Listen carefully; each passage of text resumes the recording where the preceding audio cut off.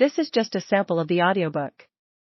To get the complete audiobook, access the link posted in the first comment. There was a wolf at the gallery door, which meant it must be Thursday, which meant Bryce had to be really goddamned tired if she relied on Danica's comings and goings to figure out what day it was. The heavy metal door to Griffin Antiquities thudded with the impact of the wolf's fist, a fist that Bryce knew ended in metallic purple-painted nails in dire need of a manicure.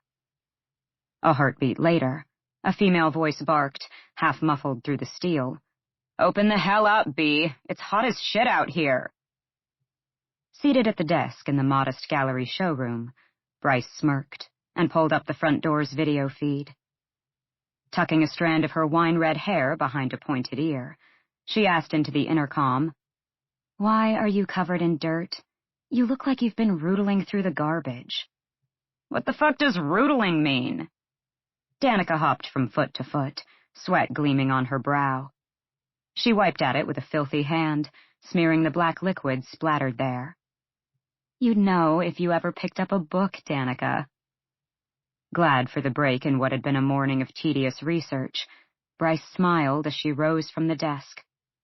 With no exterior windows, the gallery's extensive surveillance equipment served as her only warning of who stood beyond its thick walls. Even with her sharp half-Fae hearing, she couldn't make out much beyond the iron door, save for the occasional banging fist. The building's unadorned sandstone walls belied the latest tech and grade-A spellwork that kept it operational and preserved many of the books in the archives below. As if merely thinking about the level beneath Bryce's high heels had summoned her, a little voice asked from behind the 6-inch thick archives door to her left, "Is that Danica?" "Yes, Lahaba." Bryce wrapped her hand around the front door's handle. The enchantments on it hummed against her palm, slithering like smoke over her freckled golden skin. She gritted her teeth and withstood it, still unused to the sensation even after a year of working at the gallery. From the other side of the deceptively simple metal door to the archives, Lahaba warned, "Jessica doesn't like her in here." "You don't like her in here," Bryce amended, her amber eyes narrowing toward the archives door, and the tiny fire sprite she knew was hovering just on the other side, eavesdropping as she always did whenever someone stood out front. "Go back to work." Lahaba didn't answer, presumably drifting back downstairs to guard the books below. Rolling her eyes, Bryce yanked open the front door, getting a face full of heat so dry it threatened to suck the life from her, and summer had only just begun. Danica didn't just look like she'd been rootling through the garbage, she smelled like it, too.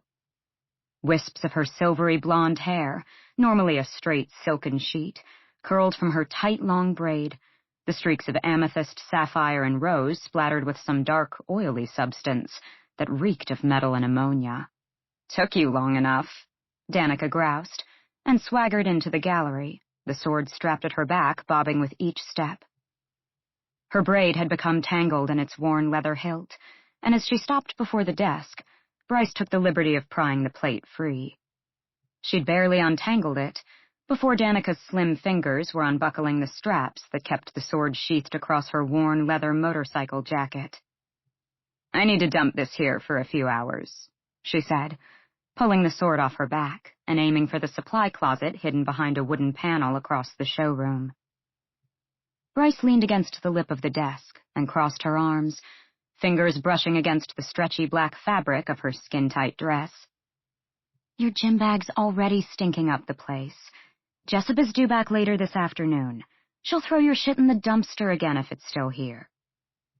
It was the mildest hell Jessica Roga could unleash if provoked. A 400-year-old enchantress who'd been born a witch and defected, Jessica had joined the House of Flame and Shadow, and now answered only to the Underking himself. Flame and Shadow suited her well. She possessed an arsenal of spells to rival any sorcerer or necromancer in the darkest of the houses. She'd been known to change people into animals when irritated enough. Bryce had never dared ask if the small animals in the dozen tanks and terrariums had always been animals.